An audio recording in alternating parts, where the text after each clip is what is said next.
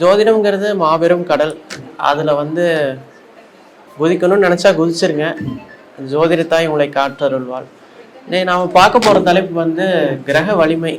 ஒரு கிரக வலிமை எப்படி ஒர்க் ஆகும் அப்படிங்கிறத பற்றி இன்னைக்கு பேசலாம்னு நினச்சிட்டு இருக்கேன். இப்போ ஒரு பலன் கேட்க வராங்க. நமக்கு கேட்க வரவங்க என்ன கேட்க வராங்கன்னு நம்ம ஓரையை வச்சு கணிச்சிடலாம். அவர் கேட்க வந்தது கரெக்டாக தப்பா அப்படின்னு ஓரை பிரசன்னத்தை வச்சு நினச்சிடலாம். பிரசன்னத்தில் நிறையா முறை இருக்குது. சார் அதில் எக்ஸ்பர்ட். நம்ம சொல்ல வேண்டியது நிறையா ஏகப்பட்ட விஷயம் கற்றுருக்கேன். இப்போது வராரு, இந்த திசை இந்த புத்தி நடக்குதுன்னு கணக்கு போட்டுருவோம்.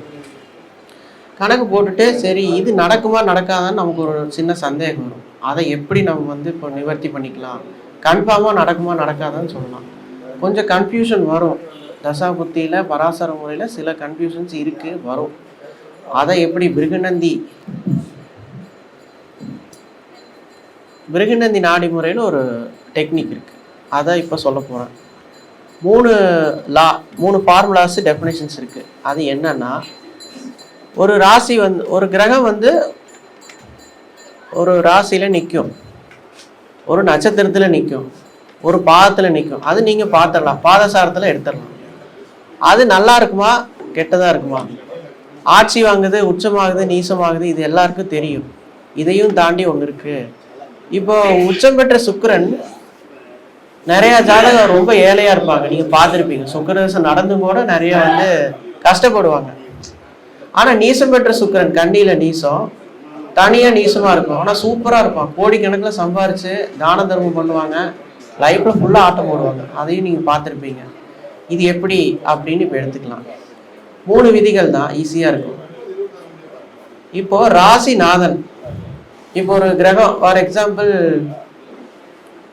குரு துலாத்தில் இருக்காரு. துலாத்தில் ஓகே. அடுத்தது எந்த நட்சத்திர காலில் இருக்காரு? எக்ஸாம்பிள் விசாகம், சுயசாரத்தில் இருக்காரு. ஆஹா, லக்னம் எது வச்சுக்கலாங்க? தனுசு லக்னம் வச்சுக்கலாம். 11ல் குரு இருக்குது, நல்லா இருக்கும், சூப்பராக இருக்கும் அப்படின்னு சொல்லலாம். ஆனால் அவங்க ஒன்றும் இல்லாமல் ஆகிறதுக்கு வாய்ப்பு இருக்குது. எப்படி? ஒரு சின்ன கணிதம் பார்ப்போமே. தனுசு லக்னம் தான், இல்லைன்னா இப்படி வச்சுக்கலாமே, மிதுன லக்னம் வச்சுக்கலாம். மிதுன லக்னத்துக்கு குரு பாதகாதிபதி. பாதகாதிபதி நல்லது பண்ணுவாரா கெடுதல் பண்ணுவாரான்னு இப்போ எடுக்க போகணும். குரு நின்ற வீடு துலாம், அதன் அதிபதி சுக்கிரன். நின்ற கிரகத்திலிருந்து சப்ராக்ட் பண்ணணும். எப்படின்னா, துலாத்துக்கு அதிபதி சுக்கிரன், அங்கிருந்து உடுமகா திசை வரிசையில் எண்ணிட்டு வரணும். கிரக வரிசை உங்களுக்கு தெரியும். உடுமகா கிரக வரிசை சொல்லிடுறேன். கேது, சுக்கிரன், சூரியன், சந்திரன், செவ்வாய், ராகு, குரு, சனி, புதன். இதுதான் உடுமகா கிரக திசை வரிசை. ராசிநாதன் முதல் நின்ற கிரகநாதன் வரை எண்ணி பார்க்கணும். சுக்கிரன், சூரியன், சந்திரன், செவ்வாய், ராகு, குரு சாதகமாக இருக்கு. 6ன்னு வந்தால் சாதகமாக இருக்கும். இது எல்லாருக்கும் தெரியும்னு நினைக்கிறேன், தாராபடம். ஸோ ஓகே, 6ஆம் நம்பர் வாங்கியிருக்குன்னு நான் வச்சுக்கலாம். அடுத்தது விசாகம் நட்சத்திரம், குருவோட நட்சத்திரம். நின்ற கிரகம் முதல் நட்சத்திர நாதன் வரைக்கும் உடுமகா திசை வரிசையில் என்னங்க?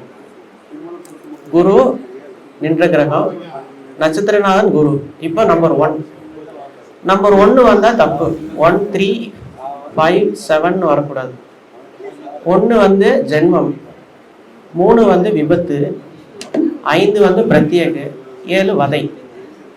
இதில் வதை தான் டேஞ்சரஸ். வதைனா டார்ச்சர் பண்ணியே சாகும், சாகடிச்சிடும். சாகவும் அடிக்காது, வாழவும் விடாது. இந்த இப்போ 1ஆம் நம்பர் வாங்கிடுச்சு, இது தப்பு. அடுத்தது பாதத்தில் எடுத்துக்கலாம். விசாகம் 1ஆம் பாதம். விசாகம் 1ஆம் பாதங்கிறது ராசியில் உங்களுக்கு எத்தனாவது பாதம்னு பார்க்கணும்.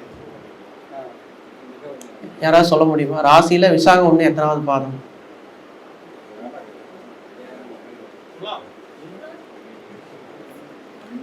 இல்லைங்க சார், விசாகம் 1ங்கிறது ராசிக்குள்ள, துலாம் ராசிக்குள்ள எத்தனாவது பாதம்? 7ன்னா வதை. இப்போ குரு வாங்கின நம்பர் ராசியில 6ஆம் நம்பர் வாங்கிடுச்சு, பாதத்தில் 7ஆம் நம்பர், வதையில் வாங்கியிருக்கு, நட்சத்திரத்தில் 1ஆம் நம்பர் வாங்கியிருக்கு. இப்போ இந்த கிரகம் வந்து மதிப்பெண் போடும்போது நீங்கள் 2, 4, 6, 8ன்னு வரணும். வந்துருச்சுன்னா உங்களுக்கு பெஸ்ட். இந்த நம்பர் எந்தெந்த கிரகங்கள்லாம் வாங்குதோ அது சாதகமான பலன்களை செய்யும். இல்லைன்னா கொஞ்சம் பிரச்சனை. இது 3 விதி எனக்கு சொல்லி கொடுத்தவர் வந்து பிருகு பிரபாகரன் சார். அவருக்கு நான் முதல்ல நன்றியை தெரிவிச்சுக்கிறேன். இது 3 தனித்தனியாக சொன்னார், நான் கம்பைன் பண்ணி சொல்லியிருக்கேன். இந்த கால்குலேஷனை இறக்கி பாருங்க, பார்க்குற ஜாதகத்தில் யூஸ்ஃபுல்லாக இருக்கும். கொஞ்சம் கன்ஃபியூஷன் வந்துச்சுன்னா பராசர மெத்தடில் இந்த கணக்கு சொல்லி பார்த்தா உங்களுக்கு ஈஸியாக புரியும். இதே மாதிரி 9 கிரகங்களுக்கும் 3 காலமாக பிரித்து நம்பர் போட்டு பாருங்க. ராசி நம்பர், நட்சத்திர பாத நம்பர், ராசி பாத நம்பர், கிரகம் நின்ற நட்சத்திர நம்பர் போட்டு பாருங்க. இதில் 1, 3, 5, 7 வரக்கூடாது. அது என்னென்னு சொல்லிடுறேன். 1ன்னா நம்பர் 1 வாங்குச்சுன்னா தனக்கு தானே போய் வேட்டி வச்சுக்கிறது. ஸ்ரீராமர் வந்து புனர்பூச 4ஆம் பாதம், பாதத்தில் கடகராசியில் புனர்பூச 4 1ஆம் நம்பர். ஏன்னா சந்திரன் என்னதான் நட்சத்திரம்னு சொல்கிறோம். மாயமான போய் அம்பெடுத்து விட்டு மாட்டிக்கிட்டாரு. அப்போ இருந்தால் ராமாயணம் தொடங்குது. தன்முனைப்பாய் தானே போய் மாட்டிக்கிறது.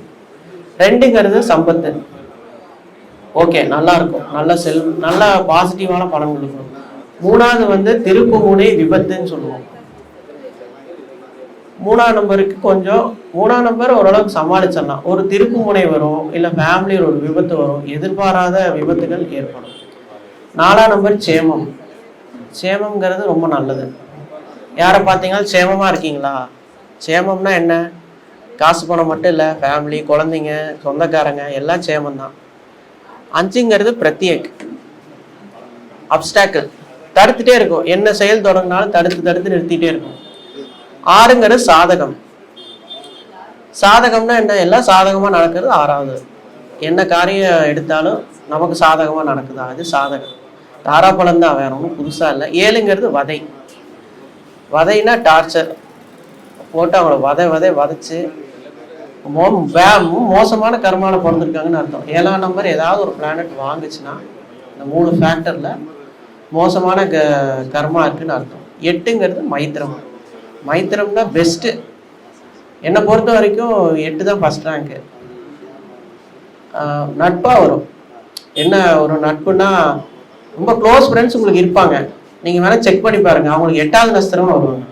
8ன்னா எப்படி? உங்கள் ஜென்ம நட்சத்திரத்துக்கு எண்ணி பார்த்தீங்கன்னா 8, 17, 26வது நட்சத்திரங்களாக வருவாங்க. அவங்க லைஃப்பில் விட்டுறாதீங்க, கூடவே வச்சுக்கங்க. சண்டை வராது அவங்களோட, மேக்ஸிமம் அவங்களுக்கு கண்டிப்பாக வராது. அப்பப்போ போய் மீட் பண்ணிட்டு வர்றது, ட்ரெஸ்ஸு எடுத்து தர்றது, சாப்பாடு, ஹோட்டல் போகிறது, இந்த மாதிரி நட்பை வந்து தொடர்ந்துகிட்டே இருக்கணும். இதில் சித்தர்கள் கதையெல்லாம் நிறையா இருக்குது, அது சொன்னால் டைம் ஆகுன்னு நினைக்கிறேன். அடுத்தது வந்துட்டு 9 பரமமைத்திரம். பரமமைத்திரம் வந்து கிட்டத்தட்ட ஓகே தான், ஆனால் பெஸ்ட் இல்லை. 8 விட 9 பெஸ்ட் இல்லை, 8 தான் பெஸ்ட்டு. பரமமைத்திரம் வந்து ஹலோ எங்கே இருக்கீங்க, நல்லா இருக்கீங்களா அப்படின்னு வச்சுருவாங்க. ஆனால் ரொம்ப ஹெல்ப் பண்ண மாட்டாங்க உங்களுக்கு. ஸோ இந்த கணக்கீடுகளை வர ஜாதகத்தில் அப்ளை பண்ணி பாருங்கள், யூஸ்ஃபுல்லாக இருக்கும். எனக்கு ஃபெயில் ஆனதில்லை இது வரைக்கும், கரெக்டாக இருக்குது. மீண்டும் ஒரு முறை ஸ்ரீ ரங்கநாச்சியார் ஜோதிட அறக்கட்டளை சார்பாக நன்றியை தெரிவித்துக்கொண்டு என்னுடைய முடிக்கிறேன். நன்றி, வணக்கம்.